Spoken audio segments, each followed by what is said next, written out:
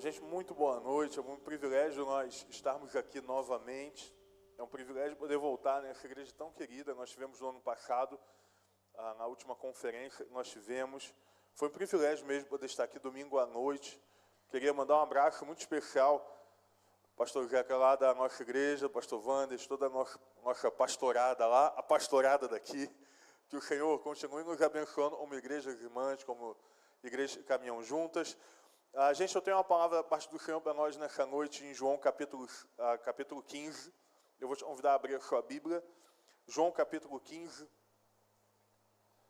Nós vamos ler alguns versículos, então, caso você não tenha lido a Bíblia hoje, você vai ter esse privilégio. João capítulo 15, a partir do versículo 1. Estou lendo na versão da NVI.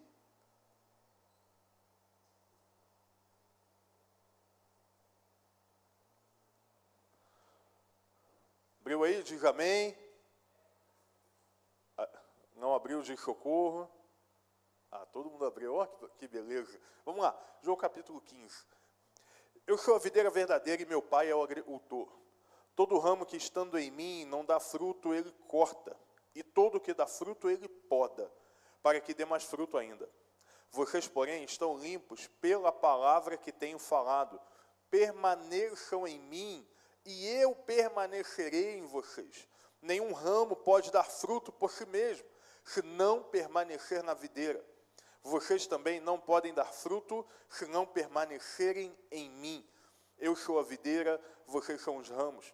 Se alguém permanecer em mim e eu nele, esse dará muito fruto, pois sem mim vocês não podem fazer coisa alguma. Se alguém não permanecer em mim, será como o ramo que é jogado fora e seca. Tais ramos são apanhados, lançados ao fogo e queimados. Se vocês permanecerem em mim e as minhas palavras permanecerem em vocês, pedirão o que quiserem e lhes será concedido. Meu Pai é glorificado pelo fato de vocês darem muitos frutos, e assim serão os meus discípulos. Como o Pai me amou, assim eu os amei. Permaneçam no meu amor. Se vocês obedecerem aos meus mandamentos, permanecerão no meu amor, assim como eu tenho obedecido aos mandamentos de meu Pai. Tenho dito estas palavras, para que a minha alegria em vocês esteja completa. Que a graça do Senhor Jesus esteja sobre nós. Amém? Para que a gente possa entender um pouco dessa palavra, e é um dos textos que, por algum motivo da parte da soberania de Deus, ele tem me carregado nos últimos meses. É como se a cada vez que eu lesse, pastor, a cada vez que eu lesse, irmãos e irmãs, Deus ele trouxesse uma nova mensagem desse texto. É um texto muito profundo, talvez uma das falas mais profundas e mais parceladas de Jesus. Por que eu digo parcelado? Porque nós, muitas vezes, lemos esse texto, lemos um trechinho e nos apegamos ao trechinho, mas nós não lemos o quão lindo, poderoso e duro é o texto que nós lemos. A grande realidade é que esse texto, ele, como às vezes parece para nós, ele não é um texto dito àqueles que não são crentes. Se tem alguém aqui que não é convertido, que o Senhor Jesus te ama, deu a vida por você, e toda a sua palavra vai de encontro a nós. Esse texto aqui, porém, ele é pregado, ele é dito enquanto Jesus conversava com os próprios discípulos. Se nós lemos o versículo 14 de João, nós vamos poder ver que existe um panorama onde o Senhor fortalece os discípulos, onde Ele está ensinando. Nesse contexto de ensinar, Ele repete uma palavra, que é a palavra que se tornou o slogan desse congresso. Permaneça em mim. Aquele que permanece em mim, aquele que permanece no meu amor, aquele que permanece. O que é interessante é que essa palavra é dita para aqueles que já estão caminhando com Deus. O que nos mostra claramente, gente, que numa avaliação muito honesta, um dos maiores desafios que nós temos aqui é permanecer constantemente no Senhor. Nós nos alegramos em vir ao culto, nós nos alegramos em louvar ao Senhor, nós nos convertemos, nós temos a experiência. Nós vamos a um retiro, nós somos abençoados. Nós vamos a uma conferência, nós somos abençoados. Em momentos como esse, é como se nós recebêssemos uma porção do Espírito Santo nova. Uma planta nova, sabe? Mas, e quantos são pais de plantas, né? Agora tem essa modalidade, pais de planta. Você recebe uma planta nova e você tem muita dificuldade de manter. Por exemplo, a minha esposa, ela matou algumas orquídeas ao longo do nosso casamento. Várias vezes eu presenteava a minha esposa uma orquídea linda. Tinha uma vez eu presenteei que tinha tipo um cheirinho de chocolate, de revendedora. Nunca senti nada, só ela. Mas eu fui sempre dava uma orquídea, e a orquídea sempre morria. A gente era tão triste. A Raquel, minha esposa, jogava, amor, morreu a orquídea. Aí jogava a orquídea bonita, daqui a pouco só tinha aquele cascalhozinho de madeira, né? Recentemente, minha esposa conseguiu festejar essa entrada aí de primavera, verão. Ela está festejando porque ela conseguiu fazer com que 5 orquídeas passassem ao longo do último ano. E aí ela está falando o seguinte agora eu sou uma mulher madura, completando 10 anos de casado, conseguindo manter uma orquídea em pé. Então, só que prioridade, que privilégio. Mas nós temos justamente a dificuldade que algumas irmãos têm de manter suculentas, cactos, vivos. Nós temos dificuldade de manter a palavra do Senhor viva, de permanecer na palavra de Deus. E essa é uma palavra para nós, porque o Senhor disse aos discípulos. Para entender esse texto, eu vou separar ele em 4 partes, para que a gente possa entender a complexidade, ou talvez um pouco da complexidade desse texto, ok? Então, a primeira parte, o primeiro entendimento que esse texto traz, é o fato de que todos nós nos conectamos em algum momento, ou devemos nos conectar à videira. Se conectar à videira, gente, não é vir ao culto. A gente confunde que conectar à videira, que estar conectado à videira, é passar por dentro dessas portas, é seguir alguns pastores que pregam e tem uns reels muito bons de mensagem, é ter um Spotify carregado de playlists cristãs, é de repente usar uma camisa da igreja, uma camisa que carrega uma mensagem. Aparentemente, seguir Jesus na nossa geração se tornou um status. Não se tornou mais um estilo de vida como era, não se tornou mais um chamado como era. Nós não estamos levando a sério a ideia de se conectar. Gente, a ideia de conectar é uma coisa simples, mas muito poderosa para a vida, porque é a ideia de que nós estamos com Ele e só permanecemos vivos porque estamos conectados a Ele. Assim como um aparelho de som tirado da tomada perde força. Quando nós nos desconectamos de Jesus, nós perdemos a nossa força. É um fato que nós nos conectamos e devemos nos conectar. Ok, pastor, e quando acontece a primeira conexão? No momento em que eu entrego a minha vida a Jesus. Você vê à frente em algum momento, entregou sua vida a Jesus, você já imediatamente se conectou a Deus. A partir desse momento, a sua vida não é mais sua. A partir desse momento, a sua vida não pertence mais a você mesmo. Porque você agora está caminhando ao lado do Mestre, você está caminhando ao lado de Jesus.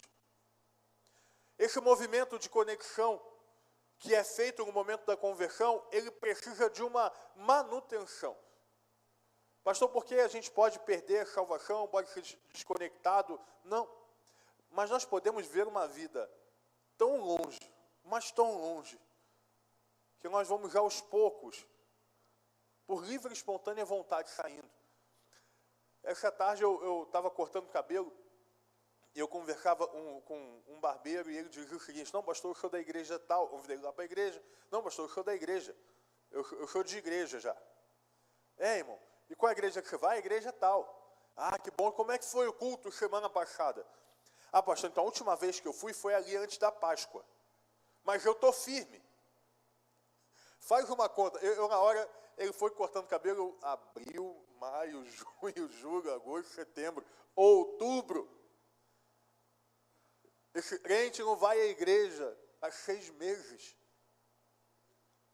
No momento da conversão, ele sim se conectou. Mas como que essa conexão tem se mantido viva? Como que nós nos conectamos longe do corpo? Como que nós nos conectamos longe da palavra? Nós estávamos recebendo na nossa igreja, na última semana, alguns missionários. E um deles falava a respeito de um país em perseguição, que eu não posso nomear o nome, mas ele contava que a igreja tinha uma coisa chamada Semana da Bíblia. Irmãos, olha interessante, a Semana da Bíblia, o que acontecia? A igreja só tinha uma Bíblia. Imagina isso. Uma igreja desse tamanho só tem uma Bíblia. E a cada semana a Bíblia ficava com uma família. E na semana que a Bíblia ficava com uma família, essa família não trabalhava, não estudava, não saía de casa, passava a semana inteira lendo a Bíblia. Por quê? Porque eles não têm outra Bíblia. A igreja inteira divide uma. E semana após semana, essa Bíblia ela vai sendo dividida. Irmãos, nós temos ouvido a respeito de estratégias missionárias em países onde estão criando um aplicativo específico para, de alguma forma, hackear a Bíblia.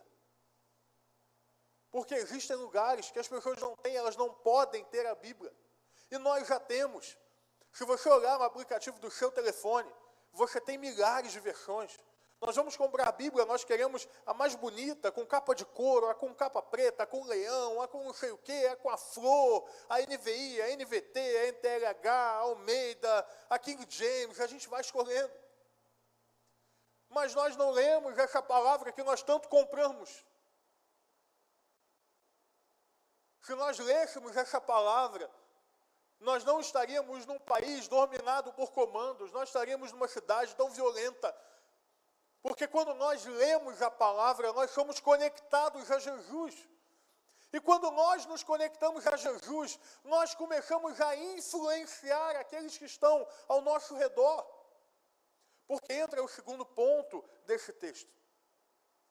Nós nos conectamos em Jesus. E Jesus se conecta em nós. Nesse momento que nós nos conectamos a Jesus, nós precisamos dar espaço para que Jesus possa habitar em nós. Quando o Senhor diz, aquele está em mim e eu nele, existe uma conta aqui.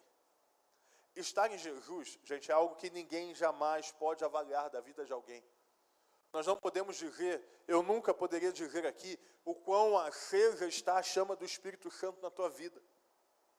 Eu não tenho essa capacidade, Deus não me deu essa revelação. Mas a partir do momento em que eu digo, aquele está em Cristo, ou seja, quando nós nos movimentamos, aquele está em Cristo e Cristo está nele, existe uma mudança. Porque se nós fizermos uma avaliação no ministério de Jesus, uma avaliação histórica, nós vamos ver que o ministério de Jesus se dava onde? No deserto? Não. Nos montes? Não. Ah, pastor, mas ele ia para o deserto e ele ia para os montes? Sim.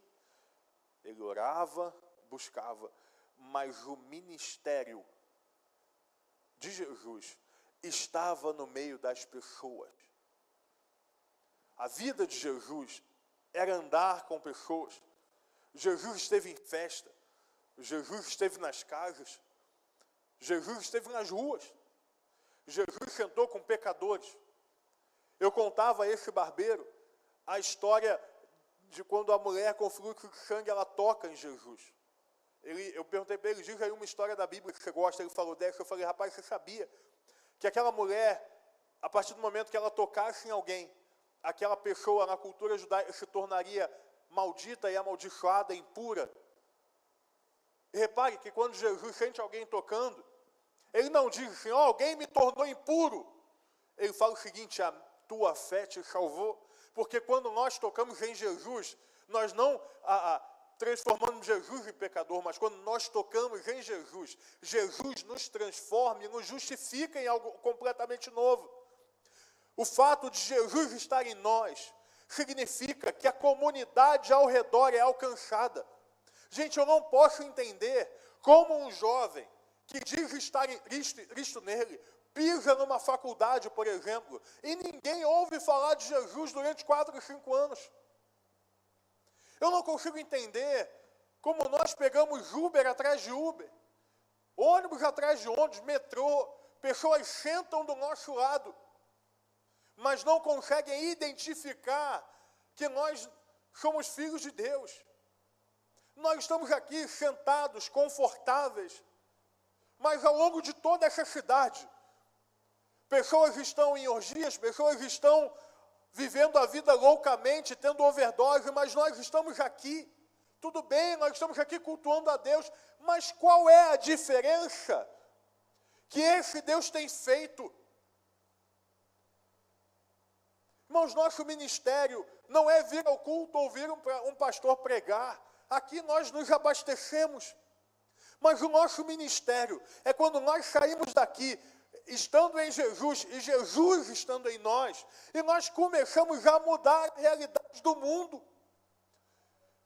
Se nós permanecermos em Jesus, nós daremos fruto. Entenda isso, gente, fruto. E aí nós vamos para o terceiro ponto. Então, pense nisso. Nós nos conectamos a Jesus. Jesus se conecta a nós. E nós damos fruto. Entende? É uma lógica razoavelmente simples e compreensível. Agora, nós entramos num ponto muito importante. Frutificar. Se você ler o texto assim como eu li, você vai entender que não pode haver seguidor de Jesus que não frutifica. Não pode. Ah, pastor, mas não pode, irmão. Não é a palavra do pastor que prega você. É a palavra da Bíblia. Abra sua Bíblia e leia. No momento em que tantos pastores pregam heresias, vamos aprender a ouvir mensagem de Bíblia aberta. Não com o Instagram aberto, mas com a Bíblia aberta. Está na palavra. Todo ramo que estando em mim não dá fruto, ele corta. Significa que dar fruto não é uma escolha, dar fruto é uma consequência da vida de alguém que segue a Jesus. Significa que Jesus estava, talvez sentado com os discípulos conversando. Fala, olha, vocês caminharam comigo, vocês andaram comigo, vocês viram o que eu fiz. João capítulo 15, eles já tinham visto muita coisa. Mas se vocês não derem frutos, vocês serão arrancados, cortados. Porque dar fruto não é uma escolha. Porque dar fruto não é uma ideia. Porque dar fruto não é um conceito. Porque dar fruto não é um privilégio. Dar fruto é uma realidade para nós. Faça uma análise aí na sua vida. No último ano, 2025, quantas pessoas puderam ouvir falar de Jesus a partir da tua vida? Quantas? Não estou perguntando quantas se converteram, porque esse é o papel do Espírito. Mas quantas vezes você se levantou, como homem, mulher, como um jovem, para dizer que Jesus tem um propósito de vida, para dizer que Jesus nos ama, se fez homem e morreu numa cruz por nós. Se nós formos muito sinceros, e eu falo isso com amor, pastor Zeca, há uma geração ao qual eu tenho dedicado os últimos anos da minha vida. Basicamente, metade da minha vida eu tenho liderado juventude. E eu amo essa geração, mas eu preciso entender que é uma geração que faz muito barulho, que posta muito, mas que dá pouco fruto. É uma geração que canta como nenhuma geração cantou. É uma geração que prega no Instagram, talvez como nenhuma outra pregou. É uma geração que tem o mundo aberto. É uma geração que tem congressos, conferências, encontros, experiências, retiros, mas que não frutifica. Eu lembro de alguns jovens que a gente tem conversado. Eu lembro de um especificamente que conseguiu confessar que ele tinha vergonha, por exemplo, de pregar o evangelho na faculdade. Ele falou isso claramente: pastor, eu não prego, eu tenho vergonha mesmo. Tenho muita vergonha, eu não me sinto preparado, eu tenho medo de ser julgado. Eu acho que isso passa um pouco na cabeça de todos nós. Chega um momento em que você vê alguém, talvez num espaço para pregar o Evangelho, talvez todos nós olhemos, será que é Deus mesmo mandando? Quem nunca pensou, será que é Deus mandando? Mas hoje eu tive uma experiência muito interessante. Eu estava indo de Uber para a igreja, estava saindo de casa indo para a igreja, e aí o rapaz me viu a guitarra, aí entrei no Uber, falou, você toca? Toco. Ele, tá bom. Rapaz, você sabia que existe um Deus que chama para glorificar com Ele? Você sabia? E começou a pregar o Evangelho para mim. Aí foi me deixar, entrou na rua, ele não sabia onde estava indo. Aí falou, a gente vai para onde? Eu falei, vamos, eu quis dar corda, né? A gente vai para o lugar ali na frente, para ver até onde ia a pregação do Evangelho. Aí ele encostou na rua, assim, antes de chegar no espaço, esperando o trânsito andar. Falei, Guilherme, que o Senhor Jesus guarde a sua entrada e a sua saída. Que Ele possa cuidar de você aonde quer você andar. Irmão, eu estou falando de um Uber, que não sabia que eu era um pastor, que eu era crente, mas abriu a boca para pregar o Evangelho. Sabe por que ele usou um carro que fechou o outro e falou assim, está vendo? As pessoas não amam mais como a Bíblia mandou amar. E começou a pregar o Evangelho. Mas o rapaz mal falava português direito. Ele não tinha lá muita teologia, muita oratória. Mas ele estava pregando o Evangelho. Aquele homem profetizou sobre a minha vida, derramou bênção sobre a minha vida, sem saber que eu estaria com os irmãos hoje. Sabe qual é a prova disso? Sabe o que eu vejo disso? O fruto de Deus estava sendo derramado naquele Uber. Gente, olha que poderoso. Mas o que é fruto, pastor? Um fruto pode ser uma ação que você faça a favor de alguém, por exemplo, como cuidar de uma pessoa, talvez de uma forma social. Fruto é quando você prega o Evangelho e semeia a palavra de Deus em outras pessoas. Mas também, existe em Gálatas capítulo 5, uma amostra para a gente do que é o fruto do Espírito. E Paulo ele escreve assim, mas o fruto do Espírito é, e detalhe, o português não está errado, tá? O fruto do Espírito é amor, alegria, paz, paciência, amabilidade, bondade, fidelidade, mansidão e domínio próprio. Contra essas coisas não há lei. Vou repetir. Mas o fruto do Espírito é amor, alegria, paz, paciência, amabilidade, bondade, fidelidade, mansidão e domínio próprio. No grego, existe essa expressão de que o fruto é. É como se Paulo estivesse descrevendo os gomos de uma laranja. Antigamente, nós ouvíamos muito, né? Porque os frutos do Espírito, as novas versões têm trazido a ideia de que não são os frutos. A palavra realmente no grego está no singular. Olha que lindo. Significando que quando nós estamos em Cristo em nós frutificamos com Deus, na nossa casa, com mansidão, com domínio próprio, com amabilidade. Gente, amabilidade. Com bondade. Estar em Cristo em nós gera, então, essa consequência do fruto. Consequência direta. Eu queria que você saísse entendendo que permanecer em Deus vai fazer com que você gere frutos. Vai fazer com que você seja um porta-voz do Espírito de Deus nessa terra.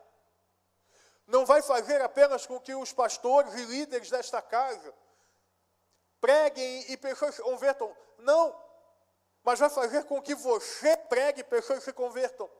Vai fazer com que você se levante e comece a abrir grupos de estudo da Bíblia na tua faculdade. Eu creio nisso.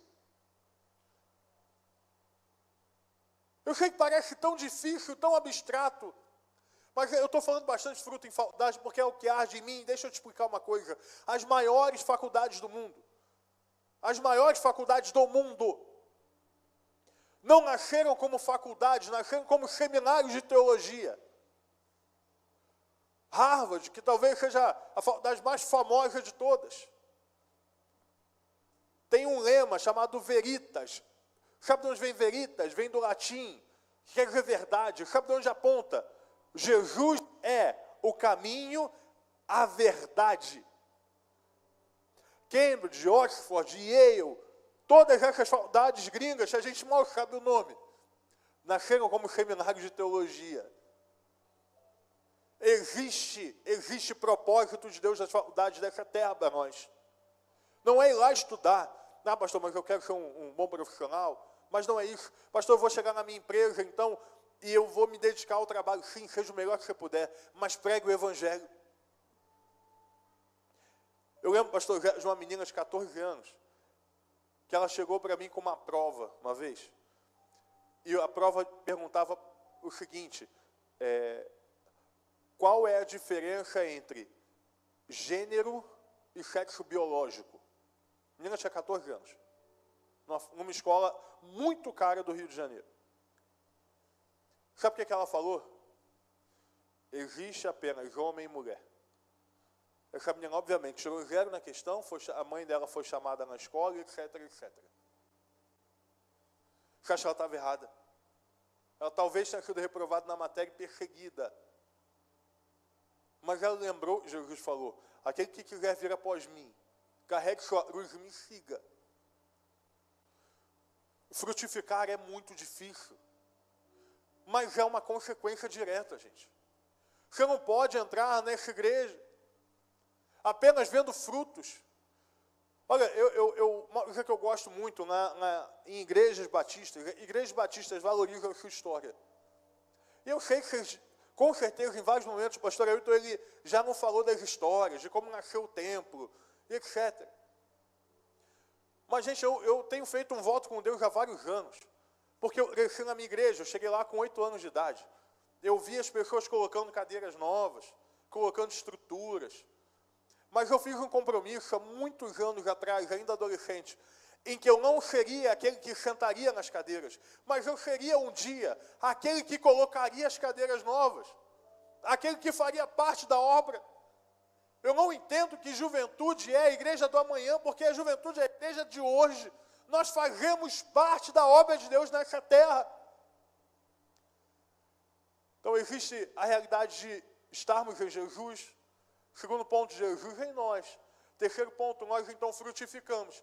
Em último lugar, existe o corte. O corte. Essa parte é aquela parte que eu falei que a gente costuma não pregar. É aquela parte que a gente prefere não ler ou não entender de propósito. Porque o corte aqui é diretamente ligado a 2 realidades. Aquele que frutifica é cortado, e aquele que não frutifica é cortado. Não, pastor, mas a palavra diz poda. Gente, o que é a poda?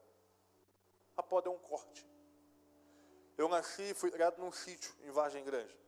Várias vezes eu vi os meus pais podarem árvore. E por que eles podavam a árvore? Para que elas pudessem crescer mais forte. Para que elas pudessem frutificar mais. No momento adequado, eu lembro que meu pai cortava as árvores frutíferas, para que na estação seguinte ela pudesse estar mais forte, dando mais frutos. As 2 realidades do corte são, em primeiro lugar, Jesus corta aqueles que estão dando fruto. Jesus poda. Jesus arruma, ajusta. Eu disse algumas semanas atrás no Youth que eu tenho sido essa poda de Deus. Jesus tem podado muito da minha história nesse último ano. Tem me ajudado a depender, tem me ensinado que eu preciso permanecer e estar. Eu sou um pastor, dou frutos, prego. Eu lembro que no mês específico desse ano, eu orava e dizia isso a Deus. Deus, eu estou orando, eu estou pregando, eu estou vivendo, eu estou discipulando. São anos dedicando a vida integralmente ao Senhor. O que falta para chegar ao lugar tal? Eu lembro, numa madrugada, eu costumo acordar ali 5h da manhã, eu gosto de orar esse horário.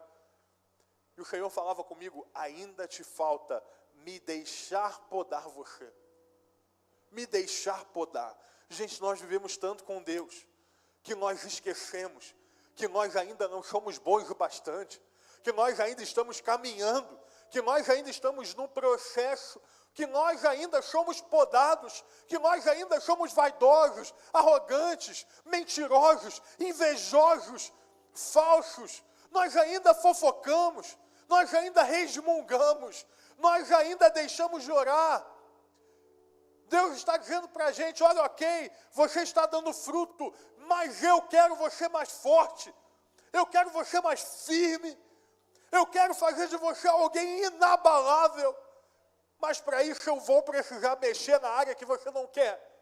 Eu vou precisar arrancar esse ponto aqui, que talvez seja importante.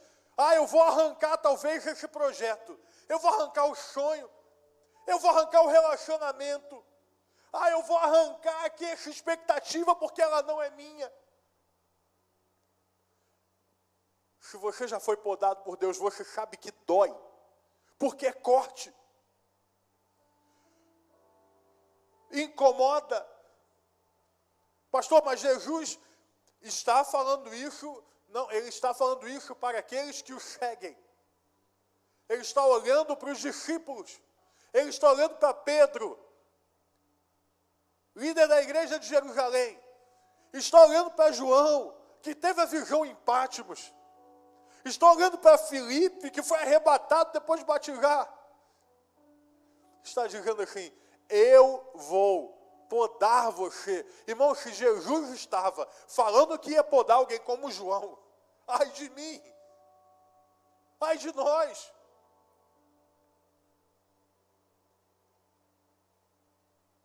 Mas existe uma beleza na poda, porque ela vai doer, vai doer.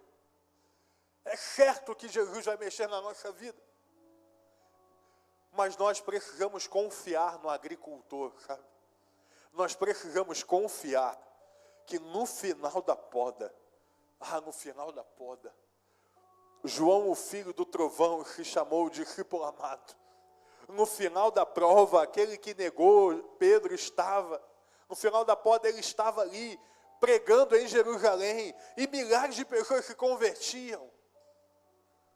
Jesus está nos podando e precisa nos podar. Pastor, por que eu não vejo mais? Por que eu não vivo mais? Porque você não está permitindo a poda. Mas por último, existe então um corte.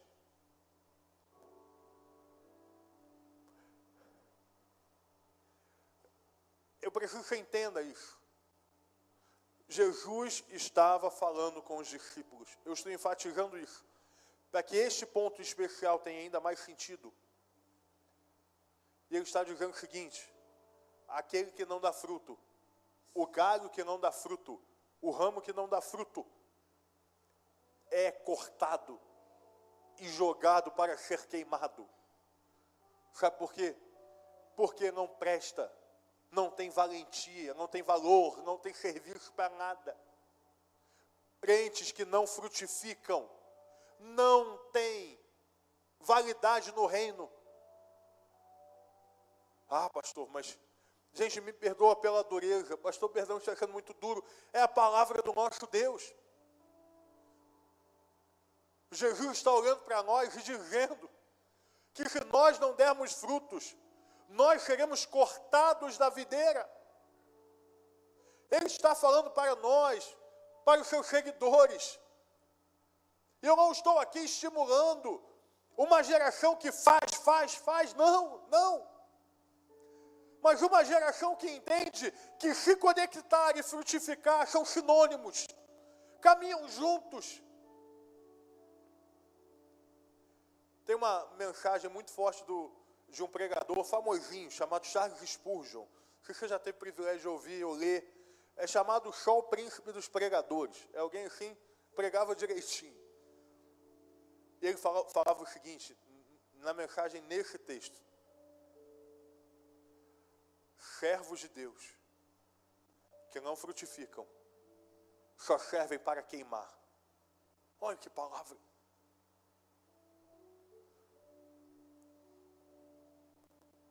Então essa é uma advertência para nós. Eu queria abrir essa conferência, esse congresso, de uma rede. Não dizendo a você que você vai ser lançado ao fogo, fica tranquilo. mas dizendo a você que frutificar não é uma opção, que frutificar não é uma escolha. Porque quando nós não frutificamos, nós não temos o nosso valor. Pastor, como é que a gente frutifica? Dependendo do Senhor.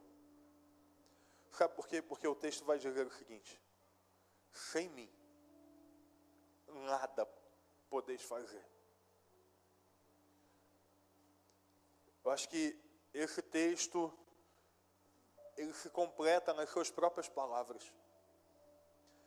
Eu queria te lembrar o último versículo que nós lemos, quando Jesus fala o seguinte, no versículo 11: tenho dito essas palavras, me perdoe dizer, duras palavras, para que a minha alegria esteja em vocês e a alegria de vocês seja completa. Essa não é uma palavra para condenação. Essa é uma palavra para que nós sejamos completos naquilo que nós nascemos para fazer. E eu creio que essa é uma noite de ajuste. Eu sei que nós vamos receber muito ainda da parte de Deus. Eu tenho orado, tenho pedido a Deus por esse tempo. Eu sei que palavras do céu virão para nós. Mas essa conferência ela pode ser completamente diferente de tudo. Se você fizer a escolha agora de mudar a forma que você tem conduzido, a escolha de frutificar. Sabe, decidir frutificar é uma escolha muito dura para nós, porque quando nós decidimos isso, nós seremos podados. Para frutificar, nós precisamos arrancar os galhos que não prestam. Nós precisamos mudar projetos. Nós precisamos mudar a forma que nós estamos vivendo. Mas se você leu a palavra, você entendeu que frutificar não é uma escolha. E eu tenho certeza que alguns que estão aqui hoje, alguns de nós, que ainda não têm essa vida de frutificar, ainda não dão frutos, ainda tem dificuldades com isso. Mas eu creio que hoje Jesus pode começar uma grande obra na sua vida. Sabe, deixa eu te contar uma coisa. Eu fui dos adolescentes mais difíceis na igreja. Eu liderava, sempre fui envolvido. Mas eu matava as mensagens para ficar do lado de fora bebendo água. Eu não lia a Bíblia. Por isso que eu sei tranquilamente o que é ser um adolescente, um jovem não frutifica. Eu sei demais. Eu sei o caminho de se esconder nessas cadeiras. Se perguntar, eu te dou uma aula. Não vou fazer. Mas eu te dou uma aula do que é fingir ser gospel. Te ensino como cantar as músicas. Como levantar a mão. Mas não é isso. Uma noite assim, essa é a noite em que nós vamos dar liberdade para que Jesus possa agir através de nós. Vamos orar, baixa a sua cabeça, feche os seus olhos.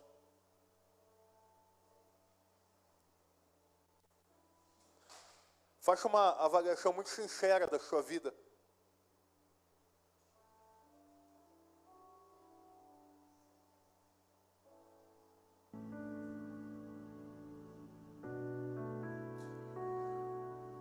Eu queria que você olhasse para a árvore da sua vida, olhasse para os ramos da sua vida, olhasse para a sua vida e desse nome para os frutos, se você os tem. Celebre a Deus porque você tem frutificado. Se você tem frutificado, celebre. Mas da mesma forma, se você nesse momento não consegue ver os frutos,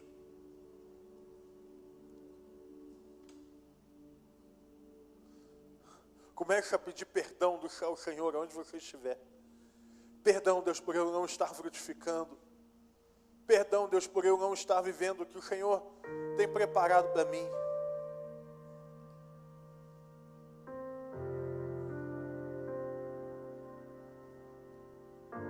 Perdão, Senhor, porque eu não estou conectado verdadeiramente. Perdão, Senhor, porque eu não tenho influenciado pessoas, porque eu tenho perdido oportunidades. Perdão, Deus, porque eu tenho falhado, porque eu tenho vivido os meus projetos, os meus sonhos.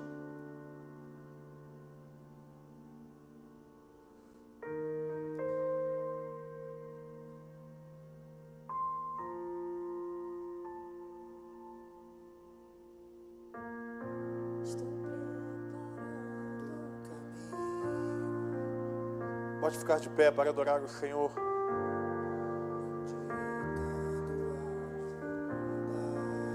Mas preste bem atenção na letra, tá? Preste bem atenção no que você está cantando. Pois importa que ele cresça.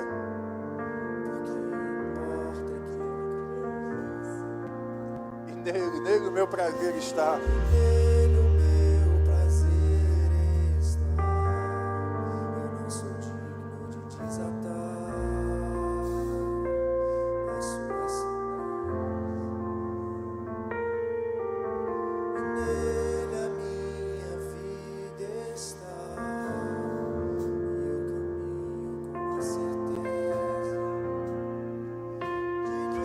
For uma verdade para você, declare isso, vamos. Por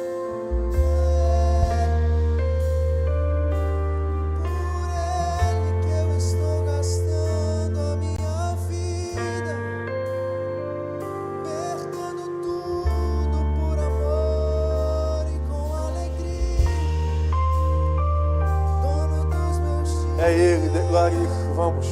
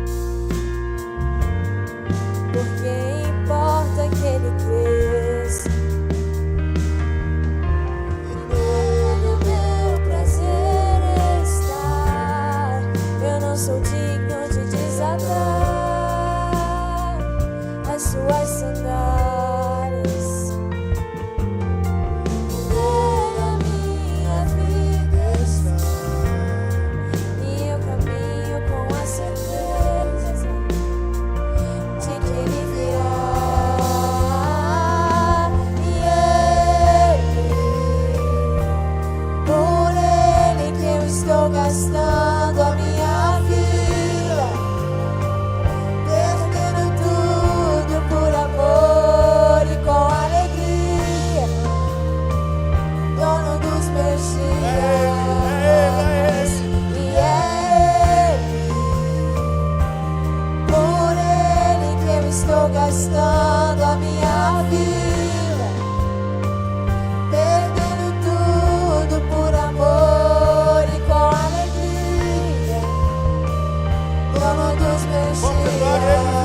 Ele virá, soberano em poder, ele virá, e o governo está nele. Vejam, ele traz consigo a sua recompensa. Ele virá, soberano em poder, ele virá, e o governo está nele. Vejam, ele traz consigo a sua recompensa. Por ele que eu estou gastando a minha vida,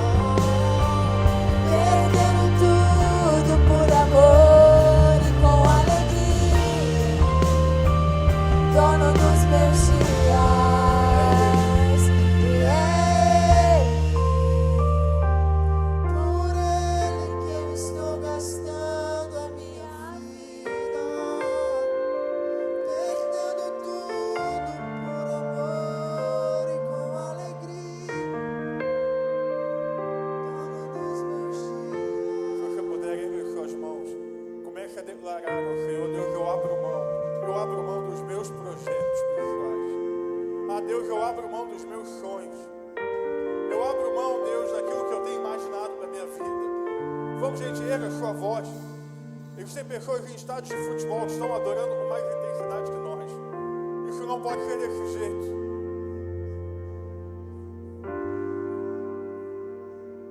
Que o Senhor tenha liberdade em nosso meio. Que o Senhor possa nos ajudar a frutificar. Que o Senhor derrame o Espírito Santo dele sobre cada um de nós nesta noite. Que uma porção extra seja derramada.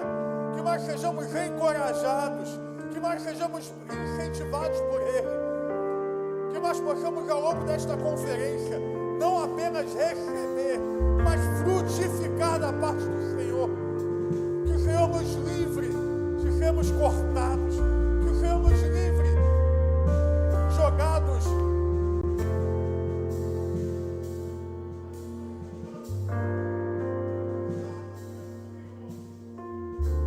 nós possamos frutificar, que nós possamos derramar daquilo que o Senhor tem feito sobre nós. A Deus, usa a nossa vida, nos leva a zonas de desconforto, nos ajuda a pregar nas comunidades dessa cidade. Levanta, Deus, uma igreja nesta cidade que não tem medo, Deus, de bala perdida, mas tem medo, Deus, de uma vida perdida. Que não tem medo, Deus, de perder a vida em violência, mas tem medo de perder a vida sem ter um encontro sobrenatural com o Senhor. Nos ajuda, Deus, a viver intensamente. Em nome de Jesus. Em nome de Jesus. Amém.